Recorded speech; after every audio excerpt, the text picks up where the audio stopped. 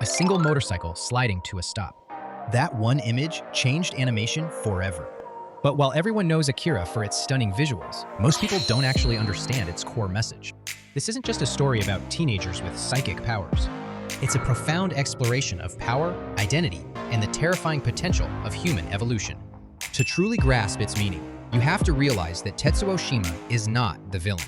He is the result. The story unfolds in Neo-Tokyo, a city built from the ashes of a catastrophic explosion that destroyed the original Tokyo. This glittering metropolis is a facade. Beneath the neon lights, society is rotting. The government is corrupt and overbearing. Social unrest is boiling over into riots and terrorism. The entire system is teetering on the brink of total collapse. This chaotic, decaying environment isn't just a backdrop. It's the fertile ground where a monster is about to grow. Enter Tetsuo. He begins as the weakest member of his biker gang, a boy defined by his insecurities.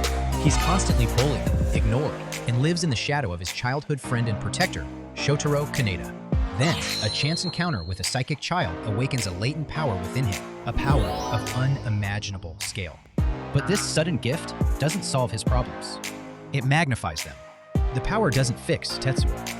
It simply reveals the deep-seated anger, resentment, and feelings of inferiority that were always there. His journey becomes a desperate, violent attempt to prove his worth, lashing out at a world that made him feel small. This is the central theme of Akira. What happens when immense power is granted to someone without the emotional maturity to handle it?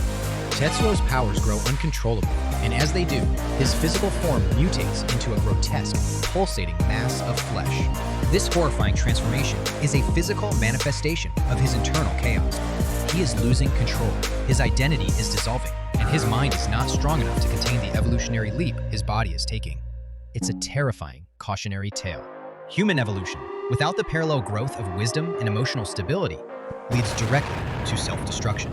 In stark contrast to Tetsuo stands Kaneda. He possesses no special abilities, no psychic gifts. He is, in many ways, an ordinary human, but he represents resilience, loyalty, and a fundamental humanity that Tetsuo loses. The conflict isn't just a physical battle, it's an ideological one. Kaneda embodies humanity without supernatural power, while Tetsuo represents raw, unchecked power without humanity. Kaneda fights not to gain power, but to save his friend and stop the destruction, highlighting the importance of human connection over sheer force. And then there is Akira, the mysterious figure whose name haunts the city. Akira is not a villain or a hero, but a benchmark. He represents the pinnacle of this evolutionary potential, a being whose abilities are harnessed and controlled. Akira is what Tetsuo could have become if he had possessed the necessary psychological stability. While the government tried to weaponize this evolution through horrific experiments on children, they fundamentally misunderstood it. They saw it as a tool to be controlled, failing to see that control had to come from within the individual. At the film's climax, Tetsuo's power explodes beyond all limits, creating a new universe. He doesn't achieve this as a human, but as a force of nature, a new form of existence born from total annihilation of the self. The film isn't about destruction for its own sake.